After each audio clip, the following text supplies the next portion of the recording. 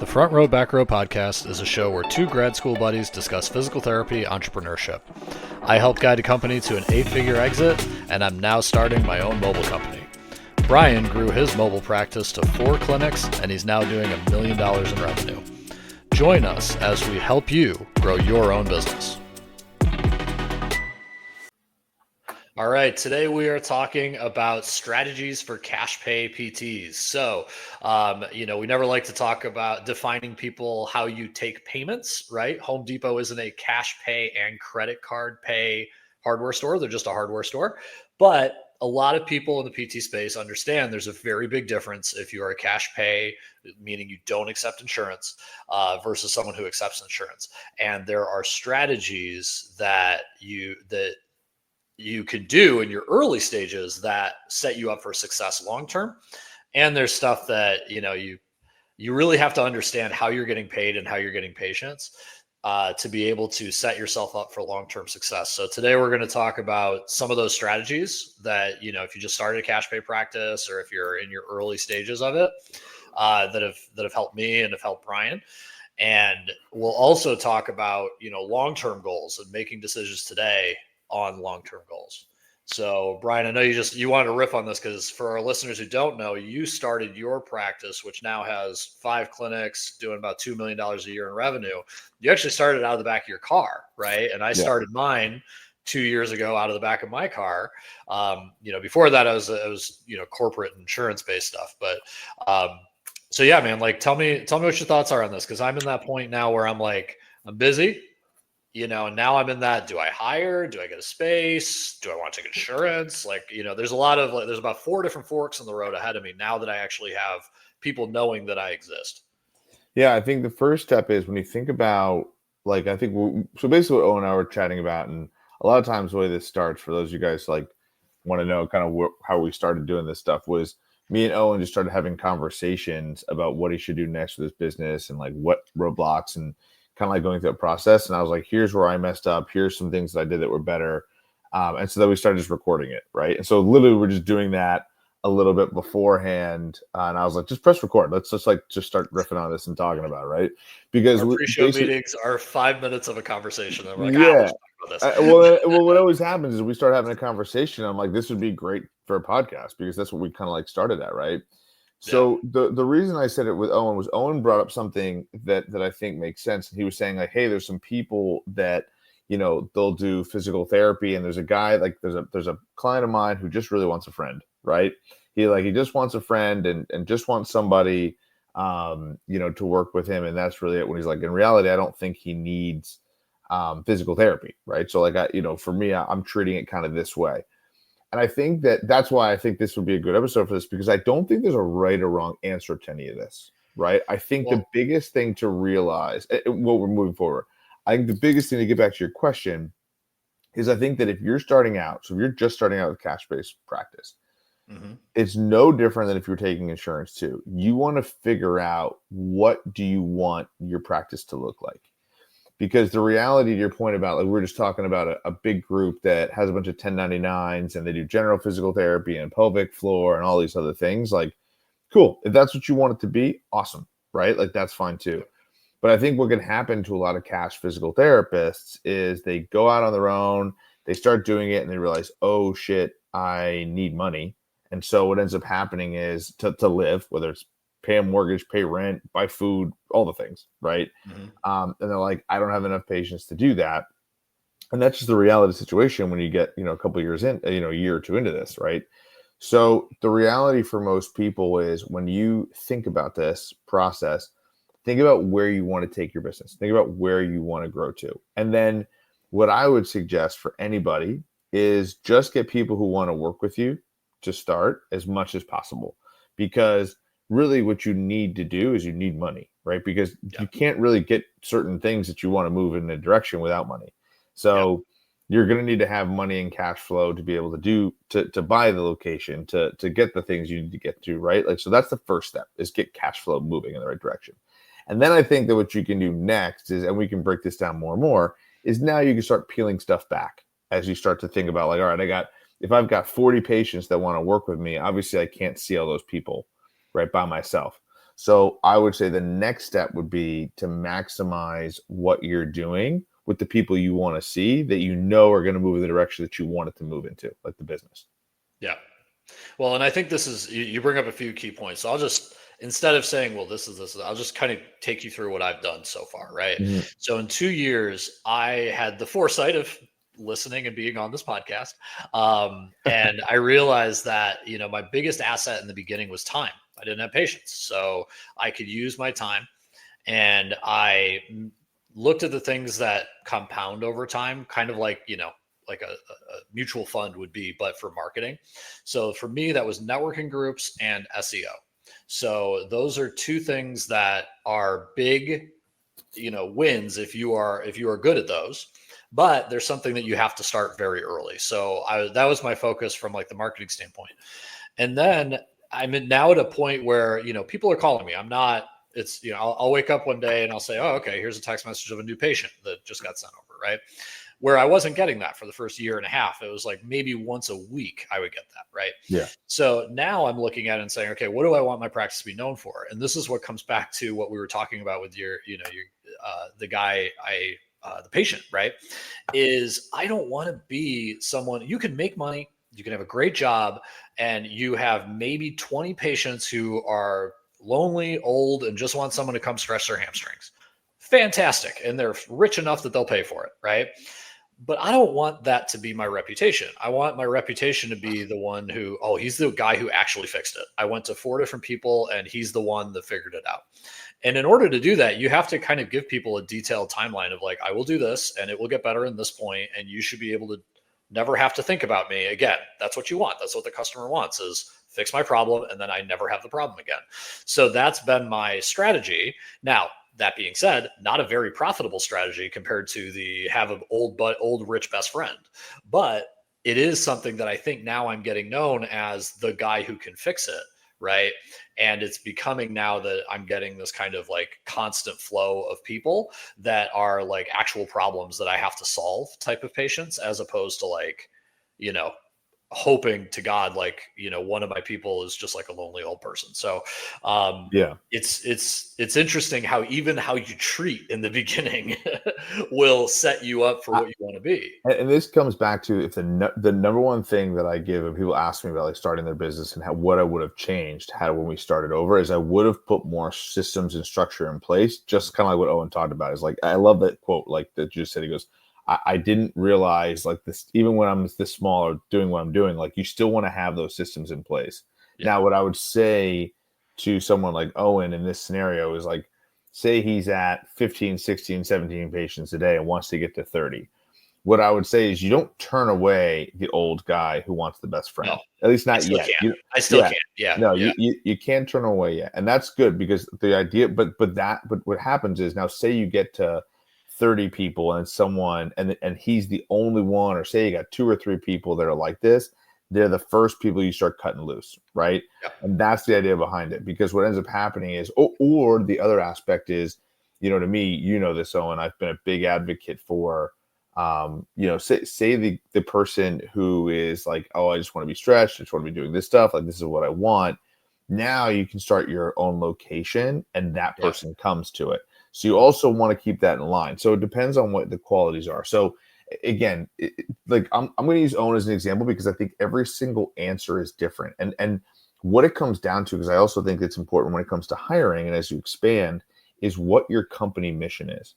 So if your company mission as a cash PT is legitimately, I just wanted to not work with insurance anymore, that's not a really good company mission, right? And the person that I really would recommend, and I know we've recommended books on there, any book written by Simon Sinek. So if anybody knows who Simon Sinek is, or you don't, please make sure you look him up, because he is just such a good, inspiring person to listen to when it comes to company missions in general. And so he uses a great example. I think this is why physical therapy companies have a lot of trouble hiring at times, because they don't have a company mission that's clear. And so I've really worked hard to make Evolutions clear. People have known this. Our company mission is to change the perception of physical therapy. And in particular, I do that through bridging the gap between rehab and performance. So everything that we do is revolved around fitness and physical therapy, to bridge the gap between rehab and performance, to change the perception of physical therapy. All my talks are like that. All my interviews talk about that. Everybody knows this, right, within our company. And so what that does is it attracts people who are interested in that, not just for employees, but also for patients. And so my point being, when you say this, is think about what your company mission is. Like, what's your mission? Why did you start your practice? And again, if your company mission was, well, I just got tired of, and again, I'm not going to put this word in Owen's mouth, but again, I'm sure this is part of it. I just got sick of climbing the corporate ladder and dealing with corporate assholes, and I wanted to start my own thing. Right? Totally get that. Right? Pretty Totally on top of it, yeah. But what's going to happen is that mission won't attract people at a certain point, right? Yeah. So the only reason for why Cash PT is starting to exist more and more and more is out of necessity, right? There's more patients that need our help than there are us. So the reality is, people are like, we need it, so we're going to pay for it. So again, just quit soapboxing to let Owen speak here. I think a lot of it is, if you want to have a successful practice that you're enjoying being a part of, you got to come up with a company mission, a why of like, why do I want to do this? And what is it that makes me wake up every morning, get excited about what I'm doing?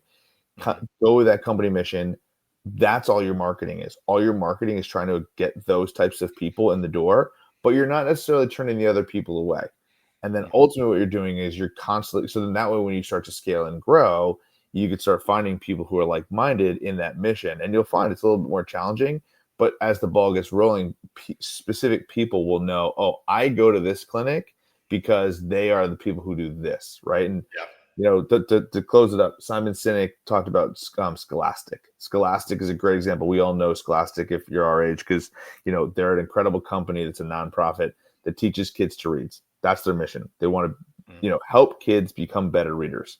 And so if I think that mission's amazing and that's what my life calling is, I'm going to go work for Scholastic, right? And that's the way that works. Or Scholastic is every single how many Scholastic books have you bought for your kids, Owen? How many have I bought for my kids? How many did we buy when we were kids, right? So the reality is, it works both ways. So I think that's why that's super important on both ends.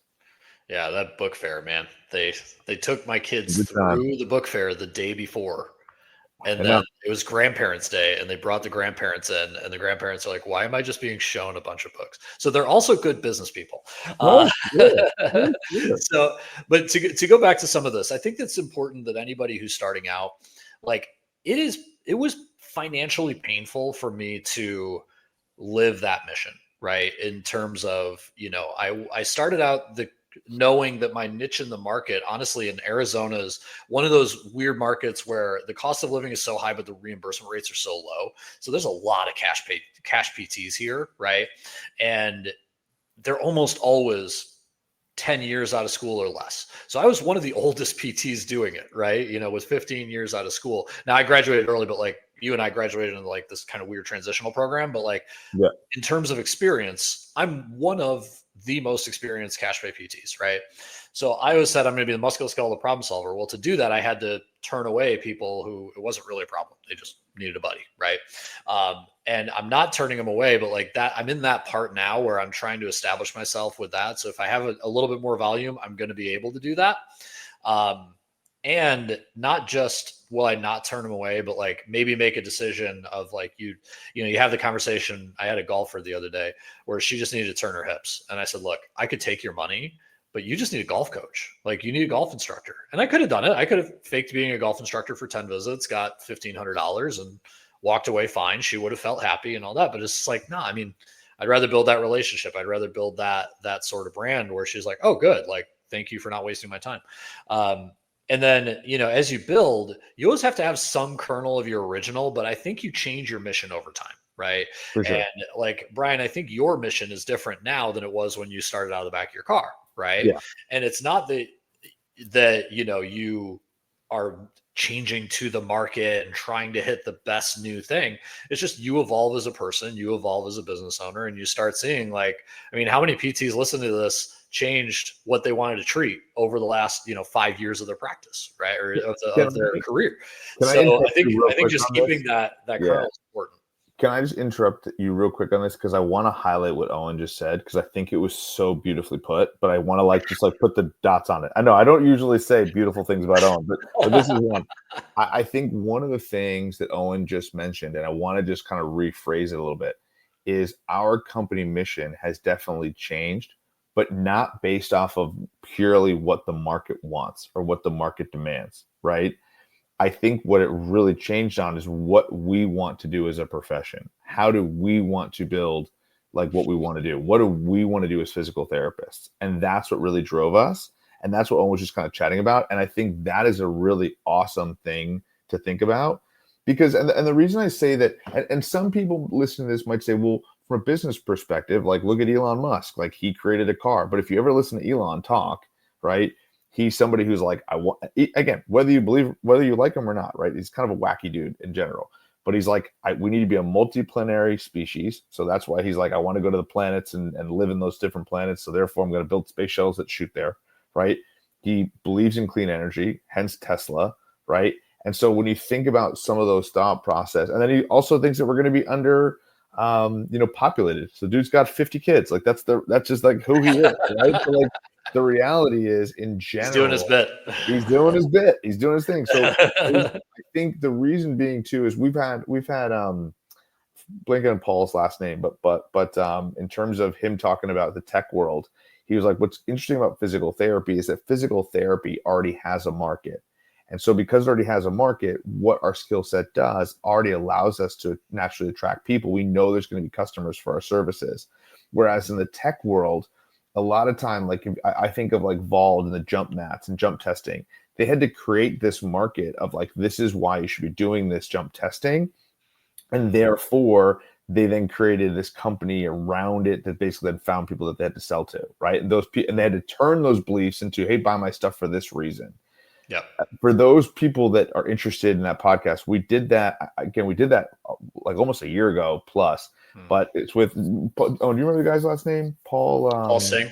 Paul Singh was Perfect. Strata PT. Yeah, beautiful Strata PT. So guys, check out that podcast because I think that talks a little bit more about that. But I thought that was very interesting because it was something that I think a lot of physical therapists we take for granted is that there are people, because we're in healthcare, naturally need our services and need our help, right? Mm-hmm. So therefore, if you think about that, what Owen just talked about is we can totally follow our passion and go in the direction we want to go to. Like if you want to be in, let's use pelvic health for an example, because we were just talking about it.